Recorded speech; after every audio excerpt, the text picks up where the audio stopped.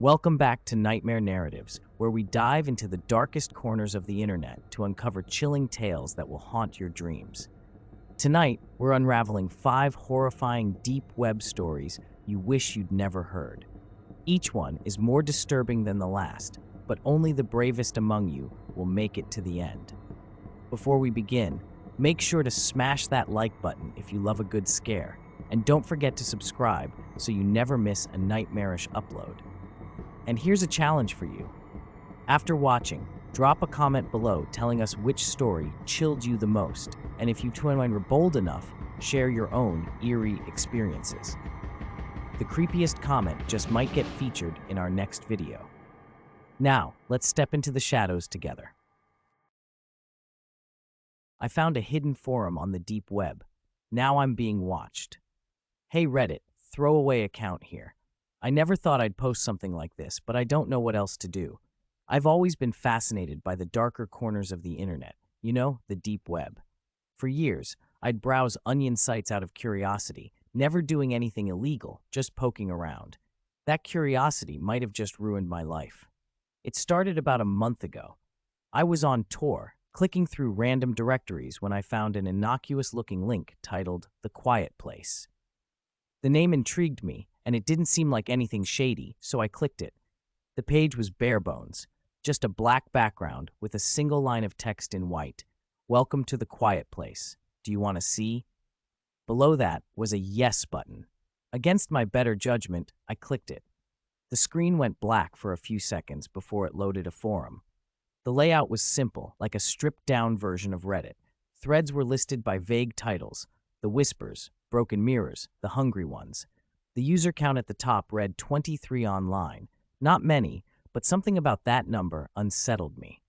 I opened a thread titled The Watchers. The first post was a long paragraph describing shadowy figures watching from the edges of your vision. It was eerie, but felt like a bad creepypasta. The responses, though, were bizarre. People shared accounts of seeing the Watchers themselves. Black, featureless figures standing outside their homes, staring through windows, or even appearing in their bedrooms at night. I laughed it off as some role-playing community.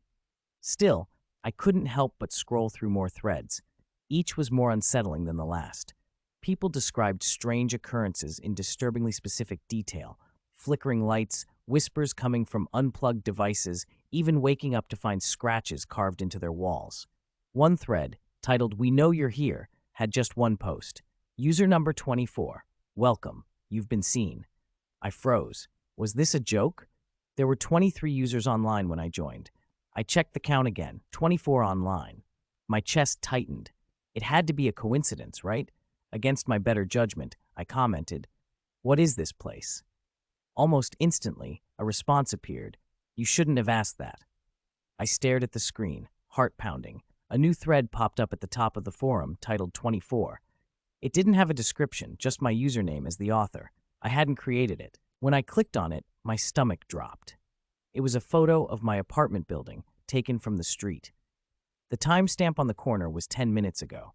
I slammed my laptop shut and paced my room. My blinds were open. Anyone could have taken that photo, right? Maybe it was just some sick coincidence. I tried to convince myself of that, but deep down, I knew better. That night, I barely slept. Every creak in the apartment made me jump. I stayed away from my laptop for a few days, but I couldn't stop thinking about the quiet place. Eventually, my curiosity got the better of me. I powered up my laptop, fired up Tor, and navigated back to the site. It was gone. The link led to a 404 error. I searched for hours, but it was as if the quiet place never existed. That's when the real terror began. The next morning, I found a Polaroid slipped under my door. It was me, sitting at my desk, staring at my computer. The photo wasn't just of me. It was taken from inside my apartment. I called the cops. They didn't take me seriously. The photo had no fingerprints, and there was no sign of forced entry. They brushed it off as a prank, but it didn't stop there. Over the next week, strange things started happening. I'd wake up to find furniture slightly moved, drawers open that I hadn't touched, and once, the shower running. One night, I woke up to the sound of my bedroom door creaking open. I was too terrified to move, lying frozen as I listened to soft footsteps approach my bed. Then, nothing. When I finally worked up the courage to turn on the light, the room was empty, but the smell of mildew lingered in the air. I've stopped sleeping altogether. Every time I close my eyes, I hear faint whispers. They're not in my head, they're real, coming from the walls, the vents, even my phone when it's off. 2 days ago, another Polaroid arrived. This one showed me asleep in my bed. The timestamp was from the night before. I haven't been back to my apartment since. I'm writing this from a motel, but I don't think it matters. Last night, I heard whispering outside the door. This morning, I found a new Polaroid slipped under it. It's me, sitting on this motel bed typing this post. I don't know what they want. I don't know who they are. If anyone knows anything about the quiet place or has experienced something similar, please tell me what to do. I'm out of options. I just checked my phone. There's a new notification from an unknown number. It's a single sentence. Stop running. You're already home. The motel door just creaked open.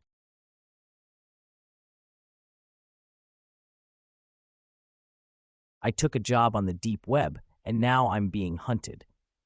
Hey Reddit, this is a throwaway account for reasons that will become obvious. I'm not sure how much time I have left, so I need to get this out there. Maybe someone will learn from my mistake. Maybe someone can help me. I don't know. I just need to write it all down before it's too late. It all started a month ago. I was desperate for money. My job barely covered rent, and my credit card debt was suffocating me. I'd heard stories about people making money on the deep web, so I decided to give it a shot. I knew the risks, scams, hackers, law enforcement, but desperation has a way of making you reckless. After downloading Tor and setting up a secure connection, I started browsing forums. Most of it was junk, illegal goods, shady services, hitman for hire ads that were probably fake. But one thread caught my attention. It was titled Work Opportunities, High Pay for Simple Tasks. I clicked on it. The post was short and vague. Looking for individuals willing to complete discrete assignments. High pay. No questions asked. Leave a contact address if interested. It sounded sketchy, but I couldn't resist. I created a burner email and replied. A day later, I got a response. Thank you for your interest. Your first task will be sent shortly. Complete it and you will be paid $500. Fail or refuse and there will be consequences. I should have backed out then and there, but $500 for one task was too good to pass up. I replied, agreeing to the terms. The first task arrived a few hours later. It was simple. I had to go to a nearby park and leave an unmarked envelope under a specific bench. Inside the envelope was $1,000 in cash and a small USB drive. I didn't ask questions. I did what they asked, took a photo as proof, and sent it back to the email. The money hit my Bitcoin wallet within minutes. True to their word, $500 was mine.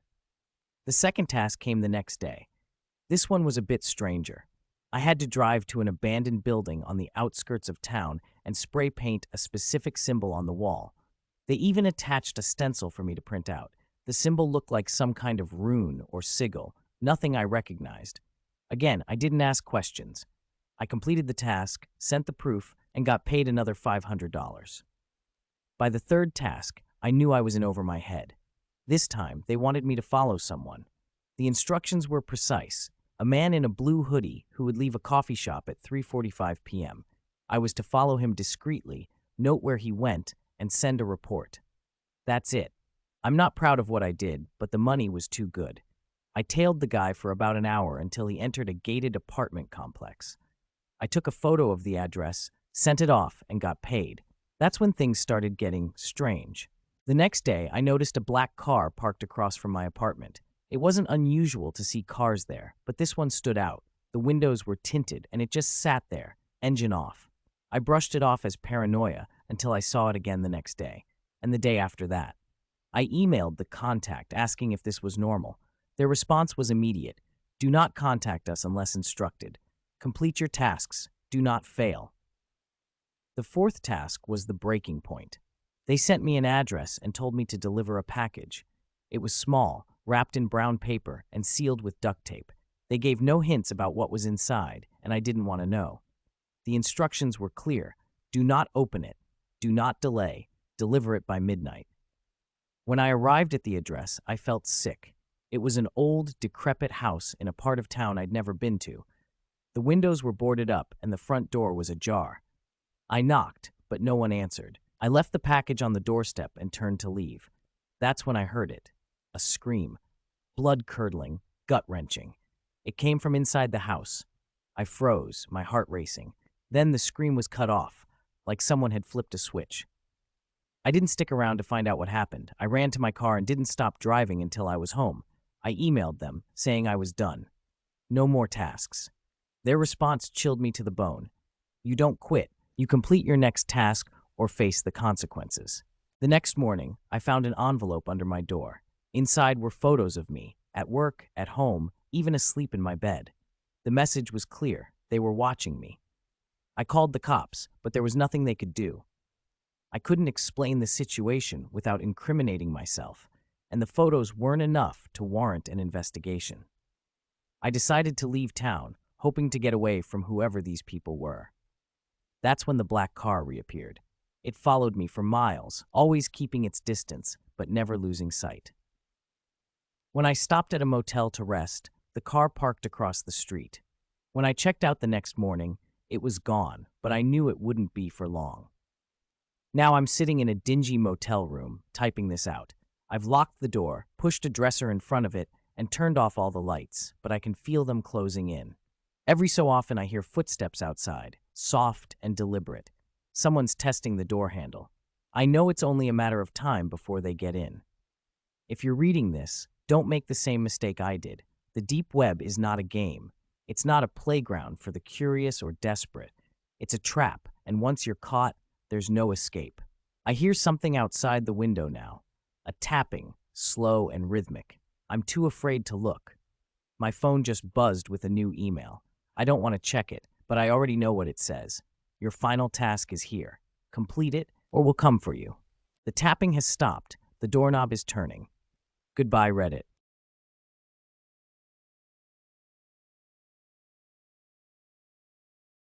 Title: I bought a box on the deep web. I wish I hadn't. Hey Reddit, I've been lurking here for years, but this is my first post. I'm using a throwaway because I don't want this connected to my main account. Honestly, I just need to get this off my chest, and maybe someone can tell me I'm not losing my mind. This all started 3 weeks ago. Like a lot of you, I've always been curious about the deep web.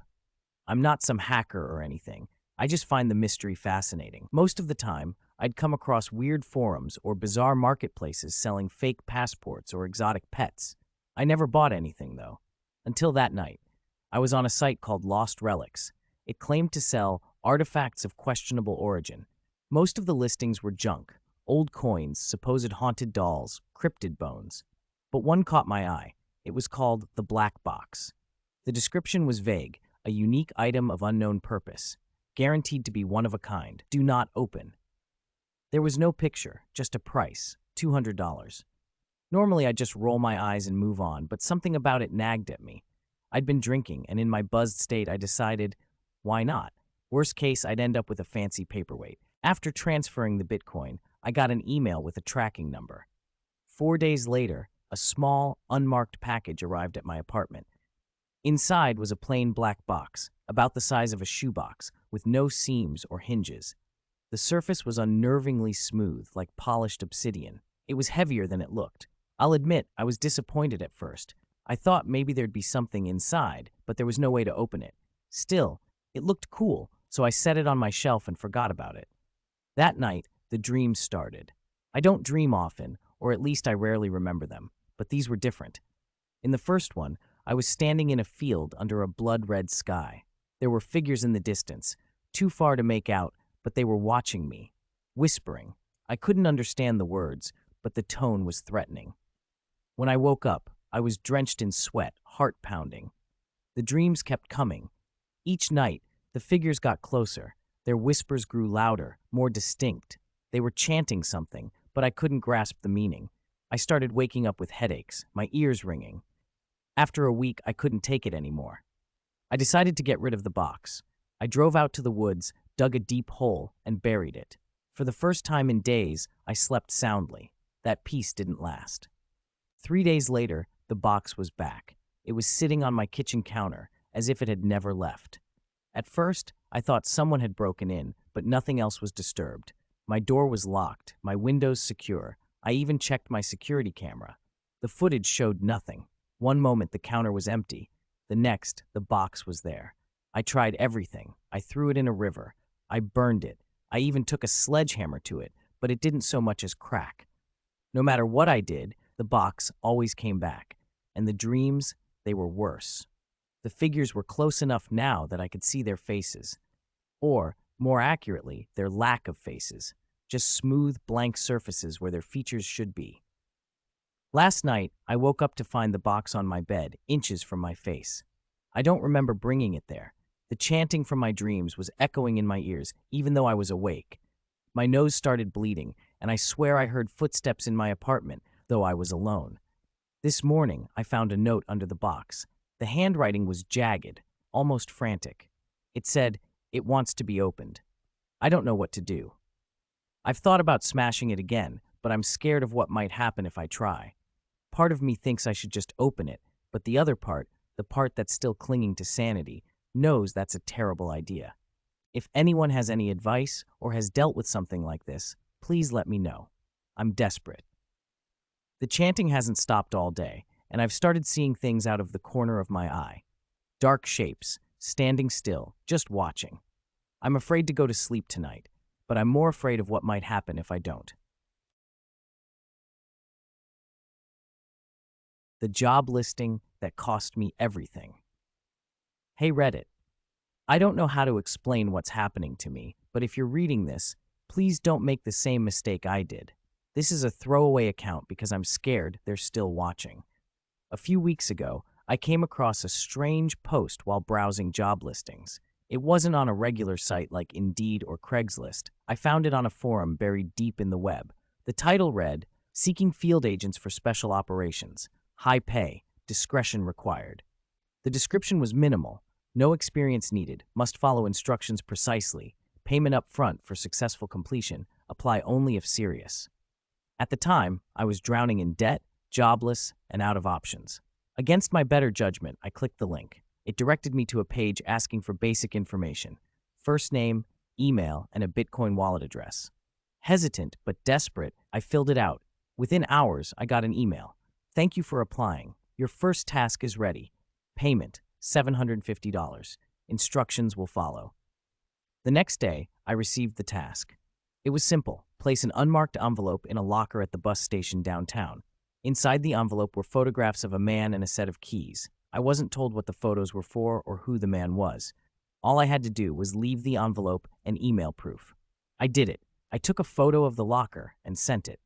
Within minutes, $750 hit my Bitcoin wallet. The ease of it all made me ignore the nagging feeling in my gut. The second task was where things got darker. They wanted me to retrieve a package from an abandoned warehouse. The email provided coordinates and warned me not to open the package. It was wrapped in layers of duct tape about the size of a shoebox, and it smelled faintly metallic. Again, I did as I was told. I left the package at a drop-off point and sent proof. This time, the payment was $1,500. By now, I was hooked. The money felt like a lifeline, even as the tasks became more unsettling. I started asking myself questions I didn't want answers to. Who was I working for? What was I delivering? And why were they paying so much for something so shady? The third task shattered any illusion of plausible deniability. They sent me another set of photos, this time of a woman. The instructions were clear: follow her, note her routine, do not be seen. I tailed her for 3 days, documenting everything: where she went, what she did, who she met. She seemed normal, a school teacher, based on the classroom I saw her enter. Each night, I emailed my report. Each time, I was paid $2,000. On the fourth day, the woman disappeared. Her apartment was ransacked, her car abandoned. When I asked about it in an email, they replied, "Do not inquire further. Your next task will arrive soon." That's when the paranoia began. I started seeing unfamiliar cars parked near my apartment. My phone would buzz with unknown numbers, and no one would speak when I answered. Once, I thought I heard footsteps outside my window at 3 a.m. The final task came last week. It was a single line: "You will be contacted in person. Be ready." I've been on edge ever since. 2 nights ago, someone knocked on my door. When I looked through the peephole, no one was there. Yesterday, I found a note taped to my car window. You belong to us now. I haven't left my apartment since. I've barricaded the door and covered the windows, but I know it's only a matter of time. If you're reading this, stay away from those job listings. The money isn't worth your life. I hear footsteps in the hallway. They're here.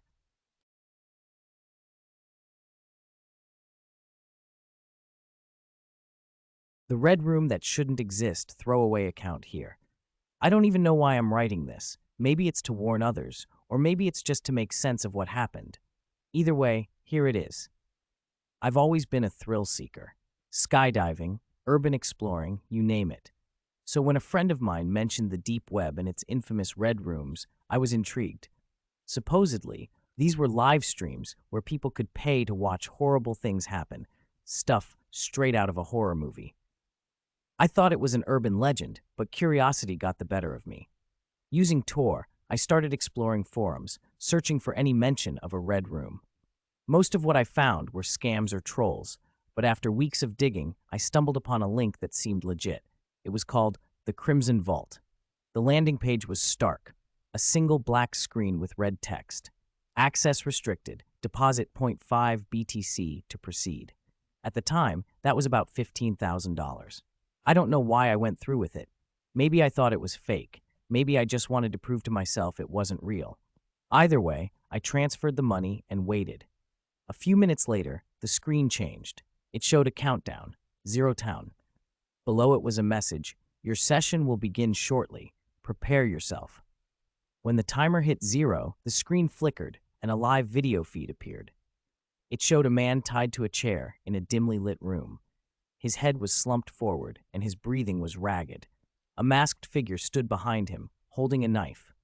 A chat box appeared next to the feed, filled with messages from other viewers. Start with his fingers. Cut out his tongue. Burn him alive. I felt sick. I wanted to close the browser, but I couldn't look away. Then, something even worse happened. The masked figure looked directly into the camera and said, "Welcome, my username. You're next." I slammed my laptop shut and disconnected from the internet. My heart was pounding and my hands were shaking. Somehow they'd found my username, the one I'd used to create the account. I hadn't given them any personal information, so how did they know? The emails started the next day. They were vague threats at first, but they escalated quickly. One included a photo of me taken from my bedroom window. Another showed my parents' house. I went to the police, but there was nothing they could do. They said it was probably an elaborate prank, but I knew better. These people weren't playing games. Now, I'm living out of motels, using cash for everything. My phone buzzes constantly with blocked calls and texts I'm too scared to read. Every night, I feel like I'm being watched. I've covered mirrors, unplugged cameras, but it doesn't help. They're always one step ahead. If you're reading this, don't go looking for red rooms. Don't try to prove they're fake. Some things are better left in the shadows. And there you have it, 5 terrifying deep web stories that remind us why some corners of the internet are better left unexplored. Which story kept you up at night? Let us know in the comments. We're dying to hear your thoughts. Remember, the creepiest comment could be featured in our next video, so don't hold back. If you enjoyed tonight's journey into the shadows, be sure to hit that like button and share this video with your fellow thrill seekers.